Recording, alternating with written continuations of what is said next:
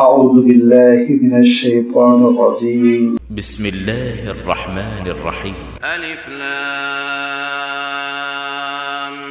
میم غلبت الروم في أدنى الأرض وهم من بعد غلبهم سيغلبون في بضع سنين لله الأمر من قبل ومن بعد ويومئذ يفرح المؤمنون بنصر الله ينصر من يشاء وهو العزيز الرحيم وعد الله لا يخلف الله وعده ولكن أكثر الناس لا يعلمون ظاهرا من الحياة الدنيا وهم عن الآخرة هم غافلون أولم يتفكروا في أنفسهم ما خلق الله السماوات والأرض وما بينهما إلا بالحق وأجل مسمى وإن كثيرا من الناس بلقاء ربهم لكافرون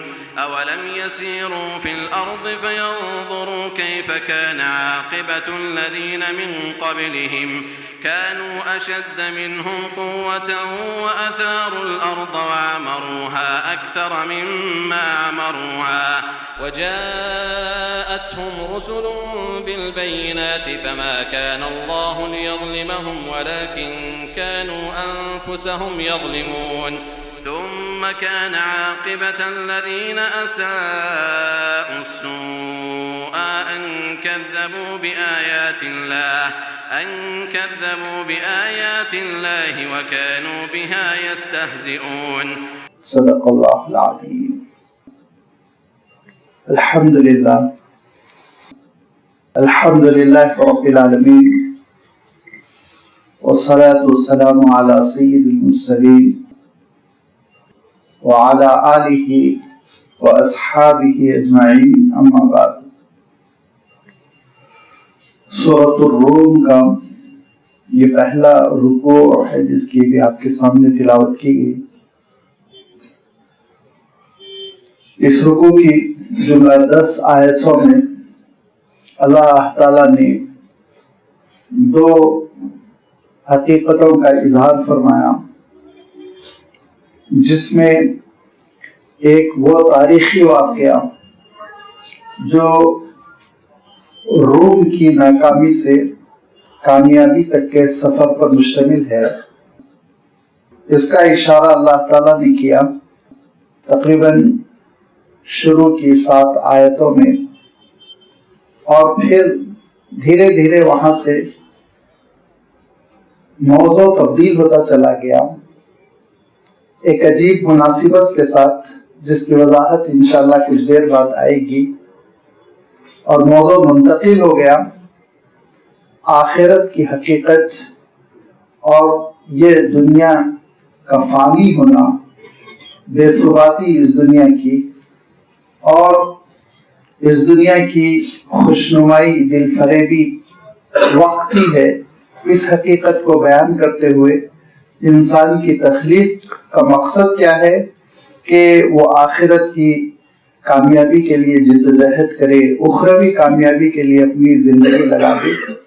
اس موضوع پر، اس مضمون پر جا کر ان آیتوں کا اختتام ہوا، اور پھر یہ مضمون دراز ہوتا چلا گیا.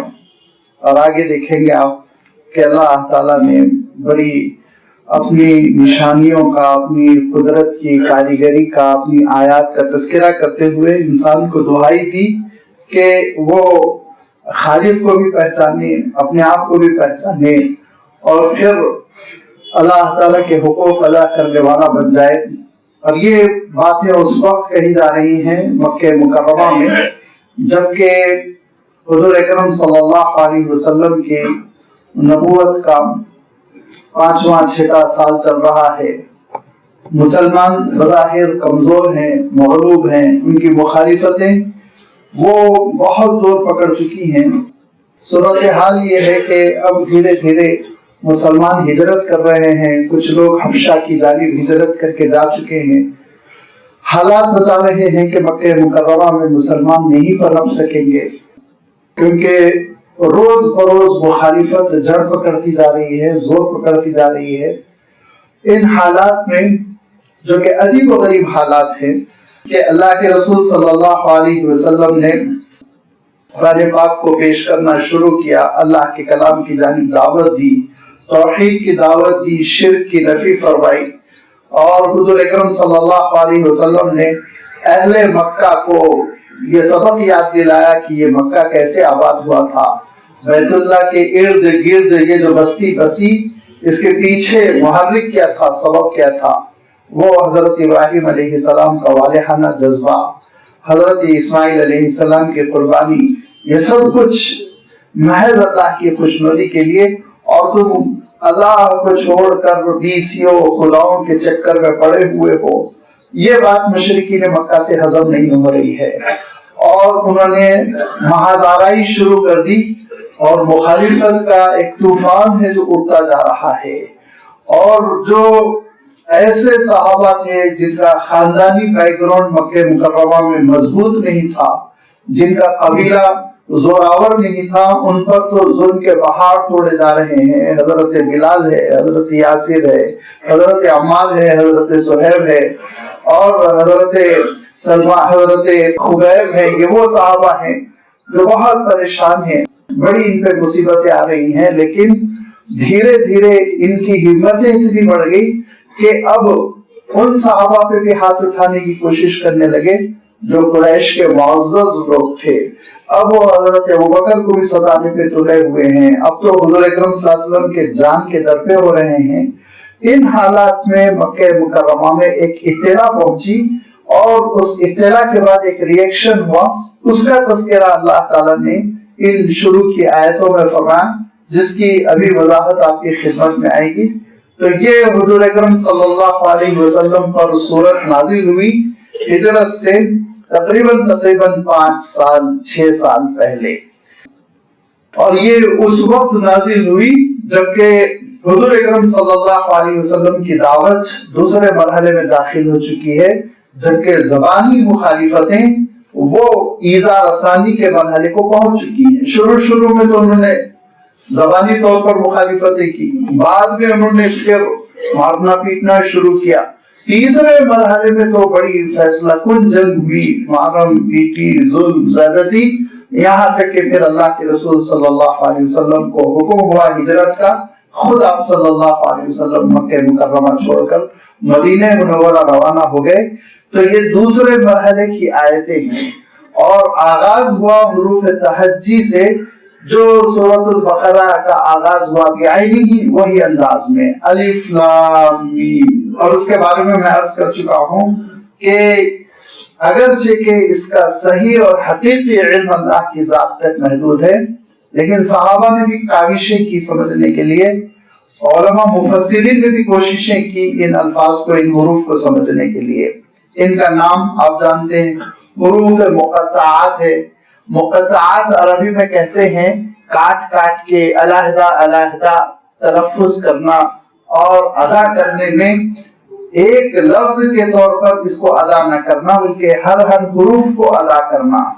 چونکہ ہر حرف کو کاٹ دیا جاتا ہے، بظاہر اگر اس کو پڑھا جائے تو یہ علم ہو جائے گا، لیکن علم نہیں پڑھا جاتا، بلکہ الف الگ پڑھا جاتا ہے، لام الگ پڑھا جاتا ہے، میم الگ پڑھا جاتا ہے، اسی لیے اس کا نام دیا گیا حروف مقطعات، الف لام میم۔ معنوں کے سلسلے میں جیسے میں ابھی عرض کر چکا ہوں کہ حقیقی علم تو اللہ کی ذات تک محدود ہے، لیکن اس کے سمجھنے کی جو کوششیں کی گئیں تو ان میں حضرت عبداللہ ابن عباس کی ایک رائے ہے، جو یہ فرماتے ہیں کہ دراصل یہ مخففات ہے، تخفیف، جیسے شارٹ فارم بنا لیا جاتا ہے، آپ جلدی میں کہتے ہیں یو ینو وغیرہ وغیرہ، اسی طرح یہ بھی دراصل مخفف ہے۔ کس کا؟ الف سے مراد اللہ ہے، لام سے مراد حضرت جبرائیل ہے، میم سے مراد حضور اکرم صلی اللہ علیہ وسلم محمد ہے۔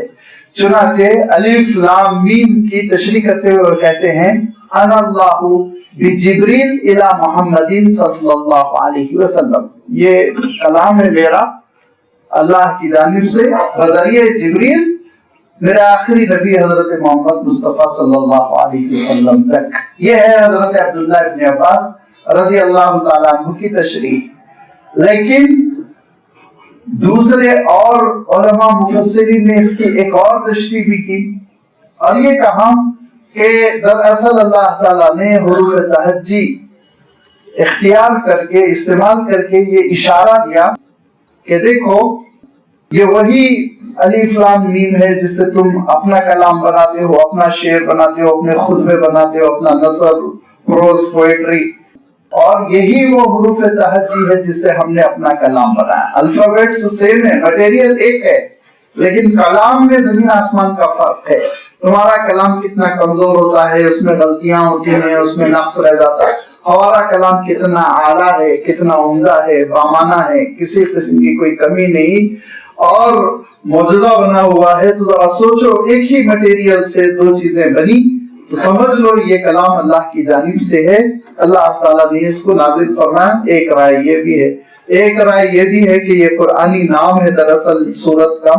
غیر سورت حروف مقطعات یہ بہت سی صورتوں کے آغاز میں آئے ہیں اور ان کی آمد ایسی ہے, شروع میں ان کی جو نشست ہے وہ ایسی خوبصورت ہے کہ عربوں کے سامنے جب یہ کلام سنایا گیا, الف لام میم ذالک الکتاب لا ریب فیہ, الف لام میم غلبت الروم, تو ان کے کان کھڑے ہو گئے.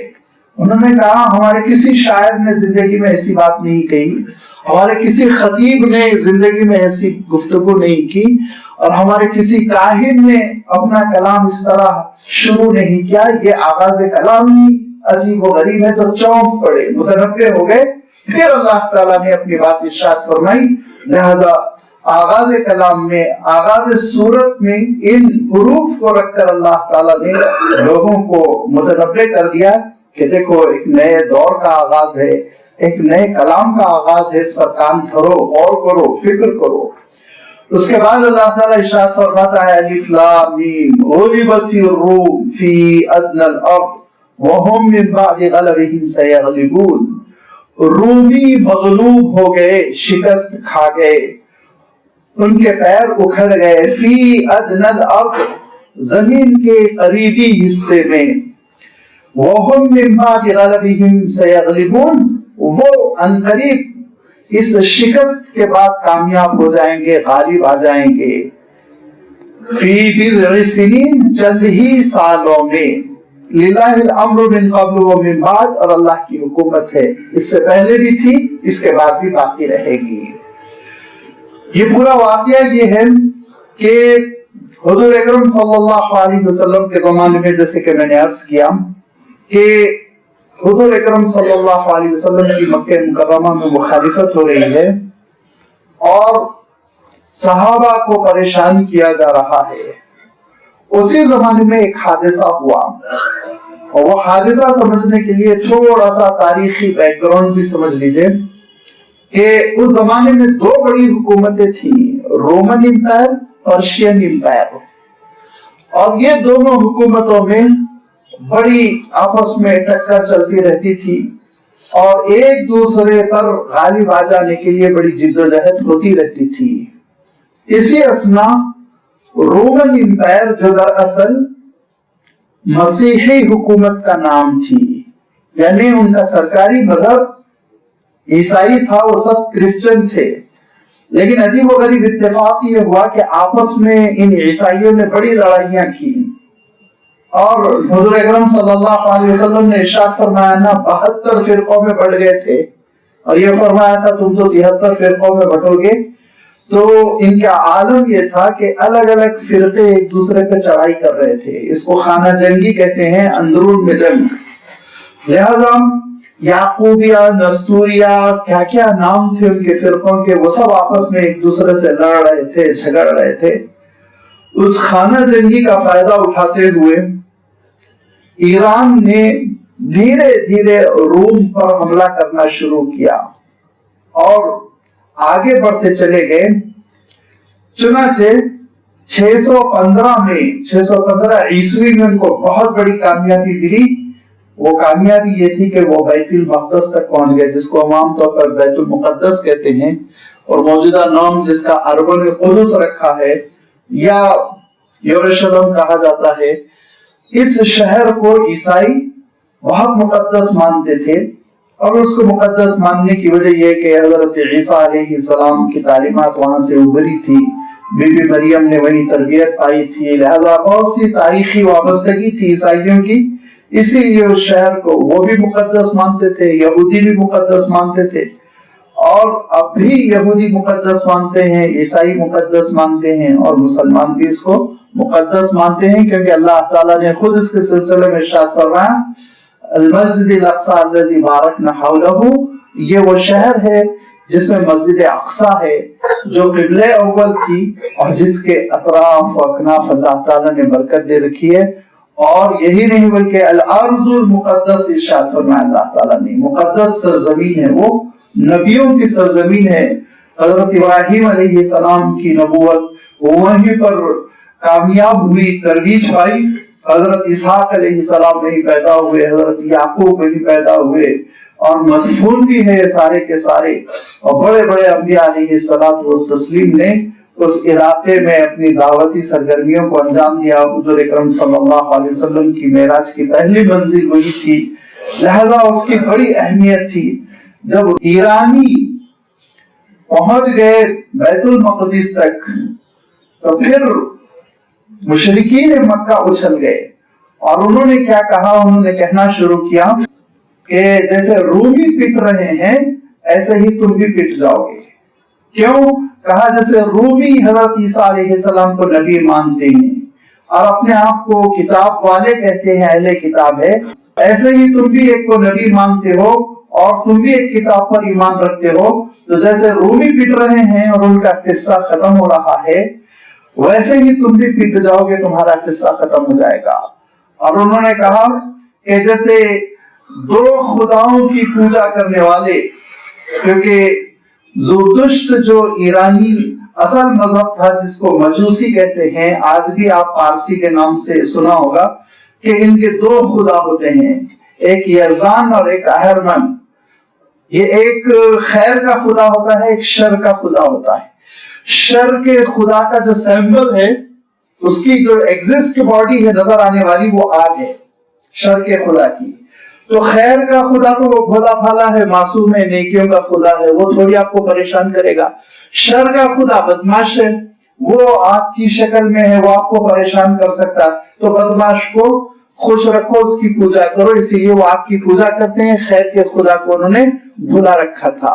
یہ ان کے مذہب کا بنیادی تصور تھا جو ایران میں چلا آ رہا تھا، اور ان کا بہت بڑا آتش کدہ تھا ایران میں، جس کے بارے میں وہ کہتے تھے کہ دنیا جب سے پیدا ہوئی اس وقت سے یہ آگ روشن ہے، اور اس کو بعد میں حضرت عمر رضی اللہ تعالیٰ عنہ نے بجھا دیا تھا۔ وہاں سے پھر وہ بھاگے تو گجرات میں آ کے انہوں نے پناہ لی، اور گجرات میں اپنا مندر بنایا آگ کا، اور ان کا دعویٰ یہ ہے کہ وہ ایران کی آگ ہی ہم لے کر آئے تھے اور یہاں پر ہم نے جلا رکھی ہے۔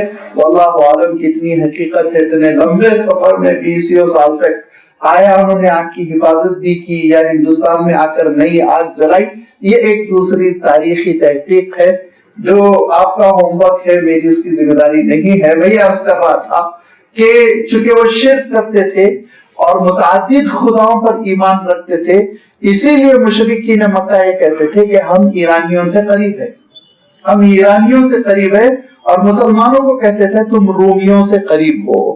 اور ایٹومیٹیکلی ایسا ریئیکشن ہو جاتا ہے، جب ایسے حالات ہوتے ہیں تو پھر خود بخود انسان متاثر ہونے لگتا ہے۔ لہذا صحابہ بھی متاثر ہو کر روم کی تائید میں بولنے لگے تھے، روم سے ایک اٹیچمنٹ پیدا ہو گیا تھا۔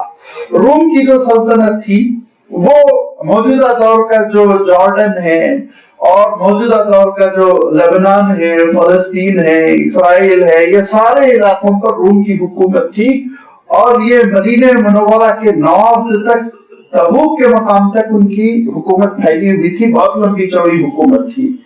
اور ایران کی حکومت آپ جانتے ہیں، وہ ایران ان کا مرکز تھا، لیکن انہوں نے بہت سی وہ ریاستیں جو موجودہ روس میں شامل تھی اب آزاد ہو گئی، آرمینیا، تاجکستان وغیرہ وغیرہ، یہ سب پہ بھی اپنے جھنڈے گاڑ دیے تھے. ادھر ایران کی طاقت تھی، ادھر روم کی. اب جب جنگ ہوئی اور قیصر روم کو ایک باغی نے ہلاک کر دیا تھا، تو اس کا دوسرا جو جانشین بنا تھا وہ ہرقل تھا. وہ ہرقل ابھی نوجوان تھا، اس کے کنٹرول میں حالات نہیں آئے تھے. ایرانیوں نے اس کا فائدہ اٹھایا اور حملہ کر کے پے در پے حملے، ایک ایک شہر لیتے لیتے لیتے بیت المقدس تک پہنچ گئے، جو عربوں سے بہت قریب تھا، جو عربوں سے بہت قریب تھا، مدینہ منورہ کے نارتھ میں. اور حدود عرب جہاں ختم ہوتے ہیں اس کے بعد ہی یہ اردن وغیرہ شروع ہو جاتا ہے، وہاں پہ یہ واقع تھا.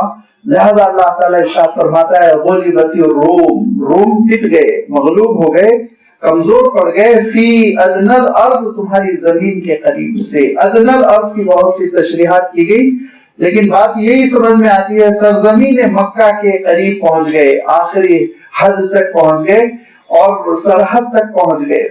لیکن یاد رکھو، اگرچہ کہ اس میں کوئی شک نہیں کہ وہ ناکام ہوتے جا رہے ہیں، اور عالم یہ ہوا کہ ہرقل کو انہوں نے ایسا بھگایا کہ حدود سلطنت سے نکل گیا بیچارہ، روم سے نکل گیا. اور خسرو پرویز جو ایران کا حکمران تھا، وہ خسرو کامیابی کے نشے میں مغرور ہو گیا. تو ہرقل نے اس کو خط لکھا اور کہا کہ ہم جھگڑا نہیں کریں گے. جو روم کا بادشاہ ہوتا تھا اس کا لقب ہوتا تھا قیصر، ایران کا جو بادشاہ ہوتا تھا اس کا لقب ہوتا تھا خسرو. یہ یا کسرا بھی کہتے ہیں. یہ قیصر اور کسرا کی بڑی زبردست لڑائی چل رہی تھی. تو قیصر یعنی ہرقل یہ شکست خوردہ ہو کر اس نے خط لکھا، اور خط میں بیچارے نے معافی مانگی اور امن کا اور اس کا مطالبہ کیا کہ جینے دو، مجھے پریشان نہ کرو، میں لڑوں گا نہیں، جھگڑوں گا نہیں. تو اس کے جواب میں خسرو پرویز نے، پرویز اس وقت کا کسرا تھا، حکمراں تھا، اس نے جو جواب دیا بہت بدتمیزی کا جواب دیا. اس نے جواب میں یہ لکھا کہ اگر تیرا خدا تھا تو تیرے خدا کو چاہیے تھا کہ تجھ کو بچا لے، لیکن تجھ کو تیرے خدا نے نہیں بچایا، تو اس کے معنی یہ میرا خدا تیرے خدا پہ غالب آ گیا. یہ ایسی بکواس کی اس نے. لازمی بات ہے اب اس کے حق میں اللہ تعالیٰ کا فیصلہ نازل ہونے والا تھا. اب یہ بیچارہ قیصر یہ مرتا کیا نہ کرتا، سرحد کے باہر نکل گیا. تو پھر اپنی فوجوں کو جمع کیا اور خفیہ طریقے سے اس نے پوری عیسائی دنیا سے مدد مانگی. تو روایتوں میں آتا ہے گرجا گھروں میں جتنے چندے جمع ہوئے تھے سب کو جمع کر کے عیسائیوں نے اس کے پاس بھجوا دیا.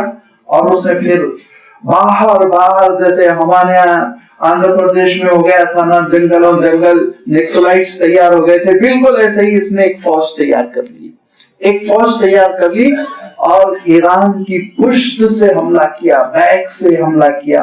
اور اس کے بعد ایران پھر سنبھل نہیں پایا. اللہ تعالیٰ ارشاد فرماتا ہے وَهُمْ مِن بَعْدِ غَلَبِهِمْ سَيَغْلِبُونَ، اس ناکامی کے بعد وہ کامیاب ہوں گے. کب ہوں گے؟ فِي بِضْعِ سِنِينَ، چند ہی سالوں میں. لیکن ہم اردو میں تو چند سال، انگلش میں few years، اس طرح سے ہم ترجمہ کر دیتے ہیں. عربی کے اعتبار سے بِضْعٌ کا جب لفظ آتا ہے تو یاد رکھیے 3 سے لے کے 9 تک کا یہ استعمال ہوتا ہے. ما دون العشرہ، فوق الثلاثہ، دون العشرہ لکھا ہے اس کی تشریح کرتے ہوئے 3 کے اوپر 10 سے کم. جب یہ فیگر بتانا ہو تو عربی کی وکیبلری کے سلسلے میں عرض کر چکا ہوں کہ عربی کی جو وکیبلری ہے وہ بہت پھیلی ہوئی ہے، ان کے پاس الفاظ کی بہت کثرت ہے. ہم لوگ جو ہے کئی مفہوم کو ایک ہی لفظ سے ادا کرتے ہیں، لیکن عرب ہر مفہوم کو اپنے اپنے لفظ سے ادا کرتا ہے. بچہ جب پیدا ہوتا ہے اس کے پاس ولید ہوتا ہے، ذرا بڑا ہو جاتا ہے تو رضیع ہو جاتا ہے، اور پھر چلنے پھرنے کے قابل ہوتا ہے صبی ہوتا ہے، جب شرارت کے قابل ہو جاتا ہے طفل بنتا ہے، جب وہ اکڑ کر چلنے لگتا ہے جوان ہو جاتا ہے تو شاب بن جاتا ہے، دھیرے دھیرے جوانی کافور ہوتی ہے تو کاہل بن جاتا ہے، کہولت کے بعد شیخوخت، اور پھر شیخوخت کے بعد عجوز. تو ان کے پاس ہر مرحلے کی یہ لفظ ہے الگ الگ، وہ ایک لفظ سے کام نہیں چلاتے. زبان بڑی فصیح ہے، بڑی خوبصورت ہے. اس لیے نہیں عرض کر رہا ہوں کہ اسی زبان سے مجھے تنخواہ ملتی ہے، بلکہ اس لیے عرض کر رہا ہوں کہ آپ مطالعہ کر کے دیکھیں، کوئی بھی زبان یہ وسعت الفاظ میں ووکیبلری کی جو کثرت ہے اس میں عربی کا مقابلہ نہیں کر پاتی ہے، اور خوبصورت ذخیرہ ہے الفاظ کا۔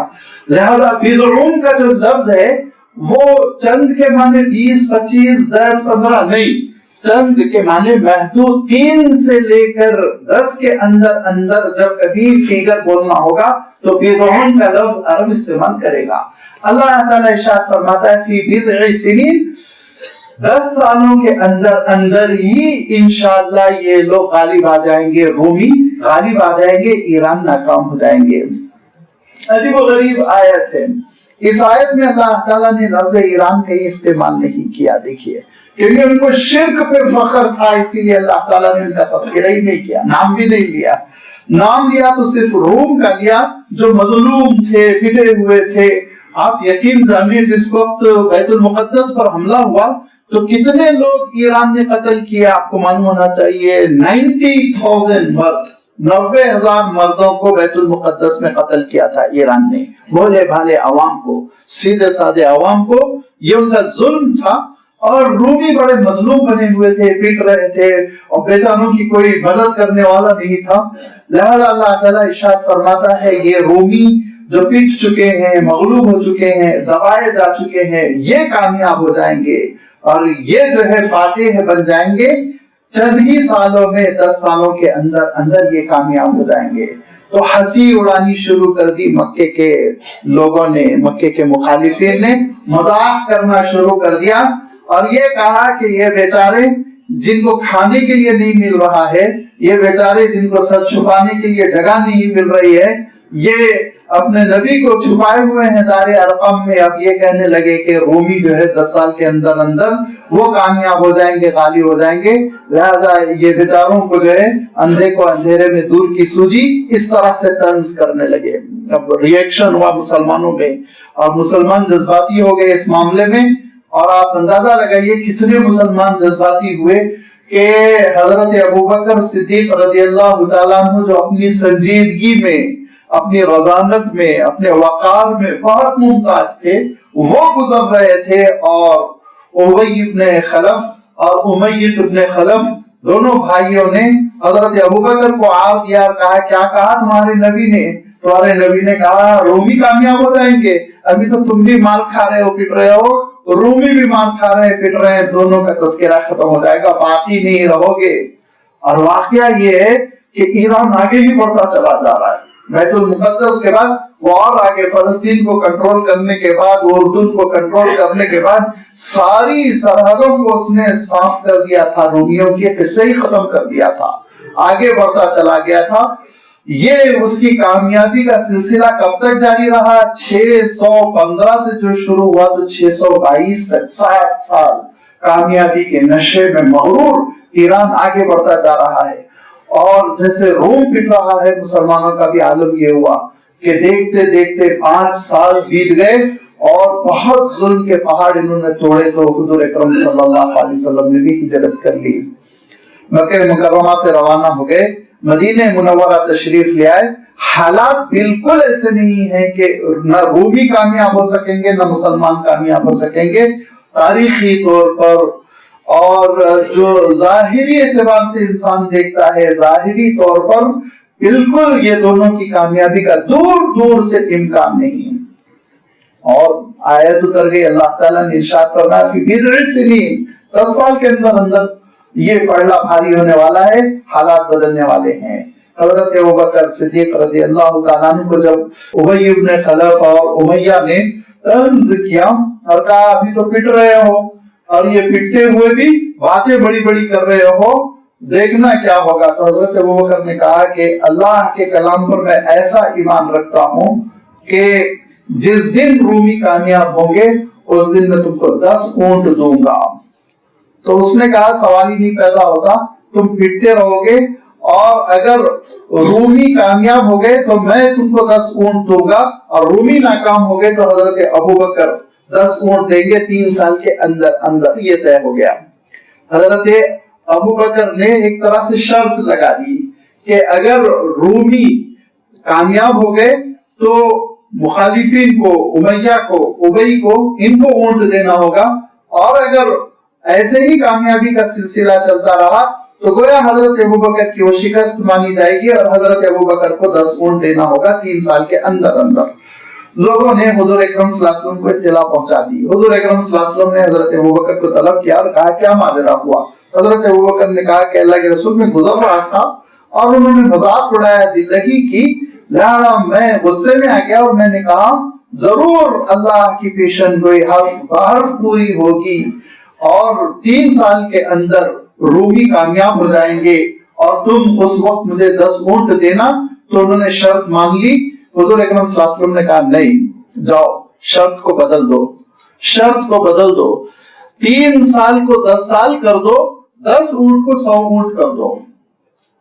कहा अबू बकर तुमने गौर नहीं किया, अल्लाह ने फरमाया 10 सालों के अंदर अंदर, तो 3 साल की बात न करो, तुम जाओ तब्दील कर दो। तिर्मिज़ी शरीफ में पूरी रिवायत तफसील के साथ मौजूद है कि हुजूर अकरम सल्लल्लाहु अलैहि वसल्लम ने इरशाद फरमाया 3 को 10 में तब्दील कर दो और 10 ऊंटों का जो फिगर तुमने कहा उसको 100 कर दो, कि अगर रूमी कामयाब हो जाएंगे तो उमैया जो है 100 ऊंट देगा और अगर ऐसे ही रूमी नाकाम रहेंगे तो हजरत अबू बकर सिद्दीक 10 साल गुजरने के बाद 100 ऊंट दे देंगे। लिहाजा शर्त तय हो गई। हजरत अबू बकर गए और ऐलान किया और भी ज्यादा लोगों को जमा किया और उसके बाद कहा मैं थोड़ी सी तब्दीली चाहता हूँ। कहा क्या तब्दीली? कहा 100 ऊंट पे मामला करना चाहता हूँ। उसने कहा 100 ऊंट पर? हाँ 100 ऊंट, और लेकिन पीरियड भी मैं बढ़ाना चाहता हूँ 10 साल का। बात तय हो गई, गवाह तय हो गए और उसमें एक अब्दुर्रहमान नामी साहबी थे, उनको गवाह बनाया गया। एक खुद उसका भाई उसकी तरफ से गवाह बना जिसका नाम उमैया था। अब ये सब कुछ तय हो जाने के बाद से धीरे धीरे हालात ऐसे बिगड़ते चले गए कि मुसलमान हिजरत पर मजबूर होते चले गए और पहली 2 हिजरतें हबशा की जानिब हुई, तीसरी हिजरत मदीने की तरफ शुरू हो गई और फिर उस हिजरत में हुजूर अकरम सल्लल्लाहु अलैहि वसल्लम को भी हुक्म आ गया कि आप भी हिजरत कर जाएं। अल्लाह के रसूल सल्लल्लाहु अलैहि वसल्लम भी हिजरत कर गए। ज़हन लोगों का इस वाक़ये की तरफ गया ही नहीं। यहाँ तक के मदीने मुनव्वरा में मुसलमान जब क़याम पज़ीर थे और अमन की जिंदगी बसर कर रहे थे कि अबू सुफियान ने एक काफिला, तिजारती काफिला लेकर मुल्क शाम का सफर किया। यहाँ पे के बेहतरीन हथियार खरीदे गए और ये हथियार किसके लिए खरीदे जा रहे थे? लाजमी बात है मदीने मुनव्वरा की बस्ती को उजाड़ने के लिए हथियार खरीदे जा रहे थे। हुजूर अकरम सल्लल्लाहु अलैहि वसल्लम को इत्तला हुई तो हुजूर अकरम सल्लल्लाहु अलैहि वसल्लम ने कहा कि अबू सुफियान के काफिले को रोक लिया जाए, हथियार मक्के मुकर्रमा न पहुंच सके वरना तो हमारा दुश्मन हमको जीने नहीं देगा। और आप जानते हैं, मैप आप देखें, जोग्राफिया से वाकफियत से आप समझ सकते हैं कि मदीने मुनव्वरा का लोकेशन ऐसा है कि मुल्क शाम से मक्के मुकर्रमा अगर कोई सफर करे तो मदीने मुनव्वरा के करीब से गुजरना जरूरी होता है। लिहाजा हुजूर अकरम सल्लल्लाहु अलैहि वसल्लम ने हुक्म दिया कि यहीं कहीं रोक लें, लेकिन अबू सुफियान ने काफिले को बहुत दूर से, मदीने के बहुत दूर से निकाल लिया और मक्के मुकर्रमा पहुंच गए। लेकिन मक्के वाले ये सोच करके हुजूर अकरम सल्लल्लाहु अलैहि वसल्लम काफिले को रोकने वाले हैं, 1000 की तादाद में निकले और आगे बढ़ते बढ़ते हर 2 फरीक मुसलमान 313 और 1000 वो मुखालिफिन मुशरिकीन मक्का बदर के मकाम पे पड़ाव डाला और जबरदस्त जंग हुई। सन 2 हिजरी में हिजरत का दूसरा साल था, रमजानुल मुबारक का महीना था। अल्लाह ताला ने सूरतुल अनफाल में और आले इमरान में इस जंग का तज़किरा फरमाया। बड़ी खतरनाक जंग थी। मक्के मुकर्रमा के लोग उस जमाने के एतबार से लेटेस्ट हथियार के साथ थे, मुसलमानों के पास हथियार बिल्कुल न था। मक्के के लोगों के पास सवारियां थी, मुसलमानों के पास सवारियां न थी। मक्के के पूरे जंगजू नौजवान निकले थे और मदीने मुनव्वरा में ज़ईफ लोग भी थे, बच्चे भी थे, क्योंकि जंग की नीयत से नहीं निकले हुए थे। लेकिन अल्लाह ताला साफ इरशाद फरमाता है, कम मिन फिअतिन कलीलतिन गलबत फिअतन कसीरतन बिइज़्निल्लाह। कितनी छोटी छोटी टोलियों को अल्लाह ताला ने बड़े बड़े लश्करों पर कामयाब कर दिया। लिहाजा उस फैसला कुन जंग में मक्के मुकर्रमा के लश्कर के पैर उखड़ गए। 70 मैदान में काम में आ गए। अबू जहल भी मर गया, उमैया भी मर गया, बड़े बड़े लोग मर गए और 70 गिरफ्तार होकर मदीने मुनव्वरा पहुंच गए। रस्सियों से बांध बांध के उनको मदीने मुनव्वरा लाया गया। ऐसी शिकस्त थी जिससे एक जानिब मुशरिकीन मक्का के पैर भी उखड़ गए, हिम्मतें भी टूट गई, दूसरी जानिब मुसलमानों को अल्लाह के वादों पर एतमाद बहाल हो गया और ईमान मजबूत हो गया। लिहाजा ये खुशी का वक्त मदीने मुनव्वरा में था कि अचानक खबर आई। क्या खबर आई कि रूम में रूमी जो सिपाहसालार था, रूम का जो हुक्मरान था हिरकल, वो ईरान पर पीछे से हमला करके फला मकाम तक पहुंच गया है शिकस्त देते हुए और ईरानियों के पैर धीरे धीरे उखड़ रहे हैं। लिहाजा उस दिन मुसलमानों के लिए दोहरी खुशी का दिन साबित हुआ। उसी का तज़किरा किया, लिल्लाहिल अम्रु मिन क़ब्ल व मिन बाद। याद रखो, हुकूमत बस अल्लाह की है। इस जंग से पहले भी, इस जंग के बाद भी, कुरान पाक की नुज़ूल से पहले भी, कुरान पाक के नुज़ूल के बाद भी, ये मिन क़ब्ल व मिन बादु, ये जो ज़म्मा है ना पेश, जिसको आप उर्दू में कहते हैं क़ब्ल व बादु का, आप यकीन जानिए अरबी के एतबार से इतने माने अदा कर रहा है, इतने माने अदा कर रहा है कि उसका इहाता मुश्किल है। जब मुज़ाफ इलैह महज़ूफ होता है तो ये ज़म्मा दिया जाता है। अब आप मुज़ाफ इलैह कुछ भी मुक़द्दर मान ले, लिल्लाहिल अम्रु मिन क़ब्ल नुज़ूलिल किताब, मिन क़ब्ल इस्लाम, मिन क़ब्ल मोहम्मद, मिन क़ब्ल रूम, मिन क़ब्ल ईरान, कोई भी चीज यहाँ आप मुराद ले सकते हैं जिसका मफ़हूम ये होगा अल्लाह की हुकूमत तो पहले भी थी, बाद में भी है। अल्लाह की हुकूमत तो कुरान पाक के नुज़ूल से पहले भी थी, नुज़ूल के बाद भी रहेगी। अल्लाह की हुकूमत रूमियों के उखड़ जाने से पहले भी थी, रूमियों के जम जाने के बाद भी है। अल्लाह की हुकूमत तो याद रखो हमेशा जारी है, उसके फैसले तो नाफिज होते ही हैं। लिहाजा उसने अपने फैसले से मदद की और वो मदद का दिन ऐसा था, वो यौमइज़ यफ़रहुल मुमिनून, उस दिन मोमिन खुश हो रहे होंगे। क्यों खुश हो रहे होंगे? बिनस्रिल्लाह, अल्लाह की मदद पर। अल्लाह ताला ने जो बदर में मदद फरमाई, उस मदद पर मुसलमान खुश थे कि दूसरी खुशखबरी मिली, रोम कामयाब होने लगा। और रोमियों से, ईसाइयों से इसलिए भी मुसलमानों को कुर्बत थी कि जब जब मुसलमान हिजरत करके रोमी सल्तनत में गए, जैसे कि आपने सुना होगा नज्जाशी के मुल्क में, तो ईसाइयों ने बहुत सपोर्ट किया, इतना सपोर्ट किया कि अल्लाह ताला खुद सूरह माइदा में इरशाद फरमाता है कि तुम मुसलमानों से करीब उन ईसाइयों को देखोगे जो नबियों पर ईमान रखते हैं, जो अल्लाह की किताब पर ईमान रखते हैं, जो जब दुआएं करते हैं तो रो देते हैं, उनके आंखों से आंसू बह पड़ते हैं। ये मुसलमानों से करीब है। अल्लाह ताला ने खुद शहादत दी थी। तो लाजमी बात है, एक अटैचमेंट सा था और उस पर मुसलमान उस दिन खुश हो रहे थे। बिनस्रिल्लाह यंसुरु मन यशा, अल्लाह ताला जिसकी चाहता है मदद फरमाता है। सूरतुल हज में गुजर चुका है, लौला दफ़ुन नासी बादहुम बादा, अल्लाह ताला ने एक हिकमत अमली इख्तियार कर रखी है। किसी को हुकूमत देता है, किसी को ज़वाल, और किसी को तरक्की देता है, किसी को इन्हितात। इस तरह से ये दुनिया चल रही है और इस दुनिया का निजाम बना हुआ है। लिहाजा ये अल्लाह की हिकमतें हैं कि किसकी मदद की जाए और किसकी मदद, यानी किसको जिल्लत से दो चार किया जाए। बिनस्रिल्लाह यंसुरु मन यशा वहुवल अज़ीज़ुर रहीम, वो बहुत गलबे वाला, बड़ा मेहरबान है। वादल्लाह, अल्लाह का वादा है, ला युखलिफुल्लाहु वादहु, अल्लाह ताला कभी वादा खिलाफी नहीं फरमाता, नऊज़ुबिल्लाह। वलाकिन्न अक्सरन नास ला यअलमून, लेकिन अक्सर और बेशतर लोग इस हकीकत को नहीं जानते कि अल्लाह का वादा कैसे गालिब आकर रहता है। लिहाजा अब रोमी कामयाब होते चले गए, हिरकल कामयाब हमले करता चला गया, करते करते वो ईरान के उस वक्त की दारुस सल्तनत तक पहुंच गया और फिर खुसरो परवेज के पैर उखड़ गए, बुरी तरह शिकस्त हो गई और ईरान ने वो सलीब जिसमें हजरत ईसा अलैहिस्सलाम को लटकाया गया था ईसाई अकीदे के मुताबिक, वो जो लेकर आ गए थे वो खींच कर वापस लाया और फिर वो कनीसतुल क़ियामा के नाम से एक चर्च है उनका, आज भी कायम है और मुसलमान ही उसके मुतवल्ली होते हैं। तो उस चर्च में लाके दोबारा उस सलीब को लगाया गया। बड़ी रूमियों की कामयाबी समझी गई। बाद में फिर धीरे धीरे خلفائے راشدین کے زمانے میں، بالخصوص حضرت عمر رضی اللہ تعالیٰ عنہ کے زمانے میں یہ سارے علاقے مسلمانوں نے فتح کر لیے، اور پھر اس کے بعد سے وہاں پر عربوں کی حکومت قائم ہوئی۔ تو اللہ تعالیٰ ارشاد فرماتا ہے یہ اللہ کا وعدہ ہے، اور اللہ تعالیٰ کبھی اپنے وعدے کے خلاف نہیں کرتا، وعدہ خلافی نہیں فرماتا، لیکن اکثر لوگ نہیں جانتے۔ اکثر لوگ کیا جانتے ہیں؟ اکثر لوگ یہ جانتے تھے کہ رومی پٹ رہے ہیں، کمزور ہو گئے، لہذا ایران غالب آ کر رہ جائے گا۔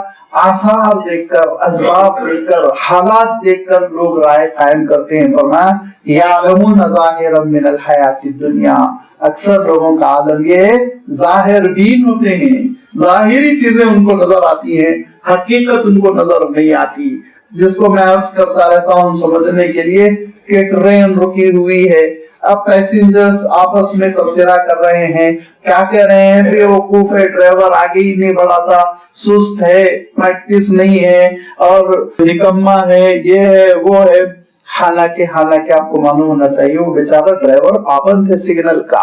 تو جو زیادہ پڑھے لکھے ہوتے ہیں ان میں وہ کہنے لگتے ہیں ارے بھائی ڈرائیور کا کیا قصور، وہ بیوقوف اسٹیشن ماسٹر سگنل نہیں دے رہا ہے، سگنل نہیں دے رہا تھی، گاڑی کیسے آگے بڑھائے گا، سگنل ہی نہیں ہوا، لہذا ذرا سا جو 30 مارخہ ہیں وہ ڈرائیور سے آگے بڑھ کر سگنل پہ پہنچ گیا۔ لیکن جو حقیقت دین ہے، حقیقت طے تک جاتے ہیں، ان کو معلوم ہے کہ آگے اور ایک بھی گاڑی ہے، اسٹیشن ماسٹر اگر سگنل دے دے گا تو ٹکر ہوگی، آپ کے ٹکڑے ٹکڑے ہو جائیں گے، آپ کہیں گے نہیں رہ جائیں گے۔ لہذا یہ سمجھ بوجھ رکھنے والے طے میں جاتے ہیں۔ عام لوگ کیا کہتے ہیں؟ ارے بھائی سونامی آ گئی، سب تباہ ہو گئے۔ تو جو تھوڑا سا 30 مارخہ قسم کے عقل مند تھے انہوں نے کہا نہیں بھی سونامی کیوں آئی، سمندر میں زلزلہ آیا، اس سے پانی اچھل کے داخل ہو گیا شہروں میں، یہ 30 مارخہ قسم کے لوگ ہیں۔ لیکن جو حقیقت دیکھنے والے ہیں وہ دیکھتے ہیں یہ پروردگار کا فیصلہ تھا، یہ مولا کا فیصلہ تھا، اس نے حکم دیا زمین کو تڑپنے کے لیے، بھڑکنے کے لیے، اور جب زمین بھڑک گئی تو تمہاری بستیاں تباہ ہو گئی۔ تو تم اپنی حقیقت سمجھو، یہ تم کو مولا بتانا چاہ رہا تھا۔ اپنی سائنس پر، اپنی ٹیکنالوجی پر اور اپنی صنعت پر، اپنی انڈسٹری پر غرور کرنے والے انسان اپنی حقیقت سمجھ، اللہ کے ایک چھوٹے سے حکم سے تیری بستی کی بستی بہ جائے گی، اور تیری فیکٹری ختم ہو جائے گی، انڈسٹری ختم ہو جائے گی، کوئی چیز باقی نہیں رہ جائے گی، ساری چیزیں تیری کمزور مان پڑ کر رہ جائیں گی۔ یہ ہے اللہ کی طاقت، مالک کی طاقت، مولا کی طاقت، اس کو تم سمجھو، یہ حقیقت ہے۔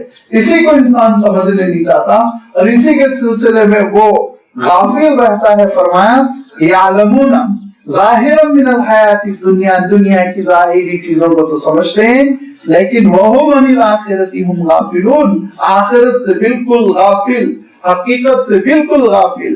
کہ اللہ تعالیٰ نے یہ عارضی زندگی عنایت فرمائی، کیوں؟ اس لیے کہ ہم عمل کریں۔ دار العمل ہے یہ دنیا، دار الامتحان ایگزامینیشن سینٹر ہے، جس میں ہم کچھ وقت کے لیے بھیجے گئے، جس کے بارے میں اللہ تعالیٰ ارشاد فرماتا ہے نیکیوں پر عمل کرو گے تو کامیاب رہو گے، گناہوں سے ملوث اس دنیا سے گزرو گے تو ناکام ہو جاؤ گے۔ لہذا فرمایا یہ ہے اصل حقیقت جس پر انسان غور نہیں کرتا۔ انسان کا عالم یہ کہ میں اکثر عرض کرتا ہوں کہ اگر 10 روپے کی ہانڈی خرید رہا ہو تو اس کو بجا بجا کے دیکھتا، لیکن اپنے دین کے بارے میں غور نہیں کرتا، اپنی اخروی جو مستقبل ہے، آخرت کی جو زندگی ہے، ہمیشہ کی زندگی، اس پر غور نہیں کرتا، اپنے مالک کے بارے میں غور نہیں کرتا، مالک کے دربار میں کیسے حاضر ہونا ہے اس پر غور نہیں کرتا۔ ارشاد فرمایا ذرا غور کرو، اولم یتفکروا فی انفسہم، اور غور کرنے کے لیے تم کو دور جانے کی ضرورت نہیں ہے۔ فرمایا غور کرنے کے لیے اتنا کافی ہے، خود اپنے آپ پر غور کرو، پروردگار نے تم کو کیسا پیدا کیا۔ ما خلق اللہ السماوات والارض وما بینہما الا بالحق واجل مسمى، نہیں پیدا کیا اللہ تعالیٰ نے آسمانوں کو اور نہ ہی زمین کو اور نہ ہی ان کے درمیان کسی بھی چیز کو مگر ایک مقصد کے ساتھ، ایک مقصد کے ساتھ۔ اللہ تعالیٰ ارشاد فرماتا ہے کہ بے مقصد یہ کائنات نہیں پیدا کی گئی، بیکار ایک اسٹیج پہ ڈرامہ ہے کیا جا رہا ہے، ایسا ہرگز نہیں ہے۔ یہ پوری کائنات ایک حق کے ساتھ پیدا کی گئی، ایک مقصد کے ساتھ پیدا کی گئی، وَأَجَلٍ مُّسَمَّى، اور ایک وقت کے لیے پیدا کی گئی۔ ایک پیریڈ ہے، انڈیویجول زندگی کا بھی پیریڈ ہے، میری اور آپ کی زندگی بھی 70 80 90 سال میں ختم ہونے والی اس دنیا کی زندگی کا بھی ایک پیریڈ ہے، ایک عمر ہے، اور اس عمر کے اختتام پہ یہ دنیا ختم کر دی جائے گی۔ وَإِنَّ كَثِيرًا مِّنَ النَّاسِ بِلِقَاءِ رَبِّهِمْ لَكَافِرُونَ، اور بہت بڑی تعداد انسانوں کی اپنے پروردگار سے ملاقات کا انکار کرتی ہے۔ بِلِقَاءِ رَبِّهِمْ، اپنے رب سے ملاقات، لفظ رب بھی دیکھیے، لفظ لقاء دیکھیے، اللہ تعالیٰ ارشاد فرماتا ہے جو تمہارا مولا ہے نا، جو تم کو رزق دیتا ہے، کھلاتا پلاتا ہے، جو تم کو نوازتا ہے، جب تم بیمار ہو جاتے ہو تو صحت دیتا ہے، جب تم غمگین ہو جاتے ہو تو خوشی دیتا ہے، جب تم تنہا ہوتے ہو تو اس کو پکارتے ہو، وہی جو تمہارا مولا ہے، وہی جو رب ہے، اس سے ملاقات کرنے سے تم انکار کرتے ہو، اس سے ملاقات کرنے کا تم عقیدہ نہیں رکھتے ہو، تو پھر سوچو کہ پوری کی پوری کائنات بے حقیقت ہو کر رہ جائے گی۔ اولم یسیروا فی الارض فینظروا کیف کان عاقبۃ الذین من قبلہم، کیا تم زمین پر گھوم کر نہیں دیکھتے کہ جن لوگوں کا عقیدہ آخرت ٹھیک ٹھاک نہیں تھا کیسے متکبر ہوئے، کیسے بگڑ گئے، اور اس کا نتیجہ کیا ہوا، وہ برباد کر دیے گئے، ختم کر دیے گئے۔ اولم یسیروا فی الارض، کیا یہ زمین پر گھوم کر نہیں دیکھتے، فینظروا کیف کان عاقبۃ الذین من قبلہم، کہ وہ دیکھیں کیسا نتیجہ ہوا ان کا، کیا انجام ہوا ان کا جو ان سے پہلے گزر چکے ہیں۔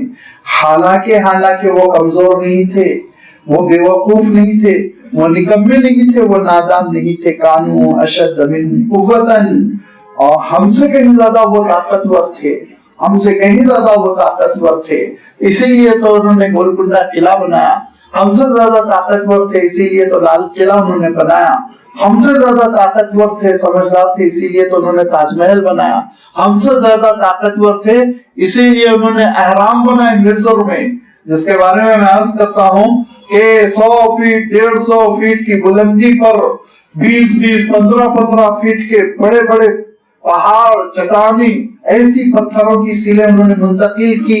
آج بھی انجینئرز وہاں پہ کاپی ڈائری لیے کتابیں لیے کھڑے ہوئے سوچ رہے ہیں کیسے اتنی اوپر اتنی بڑی بڑی چٹانوں کو انہوں نے منتقل کیا ہوگا۔ عقل حیران، کتنے طاقتور تھے وہ، کتنے سمجھدار تھے، کتنی ان کی ٹیکنالوجی آگے تھی، ذرا آپ سوچیں۔ لیکن کیا ہوا، آخرت کے انکار نے ان کے اندر کفر پیدا کیا، ان کے اندر غرور پیدا کیا، دنیا کی زندگی پر وہ اترا گئے، تو پھر پروردگار نے ان کو ایسا ختم کیا کہ ان کے ان مکینوں میں کوئی باقی نہیں رہا، مکان تو ہے مکین نہیں، اور محل تو ہے محل میں رہنے والے نہیں۔ فرمایا وَأَثَارُوا الْأَرْضَ، زمین کو انہوں نے آباد کر دیا تھا، اور زمین کو انہوں نے بلندیوں سے ترقیوں سے نوازا تھا۔ وَعَمَرُوهَا أَكْثَرَ مِمَّا عَمَرُوهَا، جتنا تم آباد کر رہے ہو اس سے زیادہ انہوں نے آباد کیا تھا۔ تمہارے شہر تو وہ کنکریٹ کے دراصل ڈھیر ہیں، ان کے شہر دیکھو فصیل بند کیسے قلعے ہوتے تھے، اور کیا انتظام کرتے تھے وہ پانی کا، کیا انتظام کرتے تھے وہ ہوا کے آنے کا، کیا انتظام کرتے تھے وہ سال بھر غلے کی حفاظت کا، کیا انتظام کرتے تھے وہ جانوروں کی حفاظت کا۔ ساری چیزوں پر گھوم گھوم کر دیکھو، اللہ تعالیٰ نے ان کو یہ ساری نعمتیں عنایت فرمائی، اور ان نعمتوں کے بعد، دنیاوی نعمتوں کے بعد، جب اللہ تعالیٰ نے روحانی نعمت عنایت فرمائی، وَجَاءَتْهُمْ رُسُلُهُم بِالْبَيِّنَاتِ، ان کے پاس رسولوں کی تعلیم آئی، رسول پہنچے کھلی ہوئی نشانیوں کے ساتھ، معجزوں کے ساتھ، صحیفوں کے ساتھ، اللہ تعالیٰ کے احکام کے ساتھ، تو پھر انہوں نے اس کا انکار کیا، اور انکار کرنے کی وجہ سے ہمیشہ کے لیے ختم کر دیے گئے۔ فَمَا كَانَ اللَّهُ لِيَظْلِمَهُمْ، اللہ نے ان پر ظلم نہیں کیا، وَلَكِنْ كَانُوا أَنفُسَهُمْ يَظْلِمُونَ، انہوں نے خود اپنے آپ پر ظلم کیا، انہوں نے خود اپنے آپ پر ظلم کیا۔ اور اس کی تشریح کرتے ہوئے میں عام طور پر حضور اکرم صلی اللہ علیہ وسلم کی حیات طیبہ کا ایک واقعہ بیان کرتا ہوں کہ کیسے انسان اپنے آپ پر ظلم کرتا ہے۔ اس کی حقیقت، اس کی تصویر ہمارے اور آپ کے سامنے نکل کر آ جاتی ہے اگر اللہ کے رسول صلی اللہ علیہ وسلم کی زندگی میں رونما ہونے والے اس واقعے پہ ہم غور کریں کہ حضور اکرم صلی اللہ علیہ وسلم کا سفر ہے، اور ایک گاؤں کے قریب میں منزل کی گئی، پڑاؤ ڈالا گیا، خیمے لگائے گئے، سب اپنے اپنے ٹینٹس میں آرام کر رہے ہیں۔ हुजूर अकरम सल्लल्लाहु अलैहि वसल्लम तशरीफ फरमाए और 2-3 सहाबी भी बैठे हुए हुजूर अकरम सल्लल्लाहु अलैहि वसल्लम की खिदमत में। कुछ ही दूर चंद फीट के फासले पर एक खातून है देहात की, ईंटें लगाई हुई, चूल्हा सुलगाई हुई, अपनी हांडी चढ़ाई हुई कुछ पका रही है, और उस खातून का एक शीरखार बच्चा है छोटा सा गोद में। वो बच्चा धीरे धीरे करीब जाता है चूल्हे के और आग से खेलने की कोशिश करता है।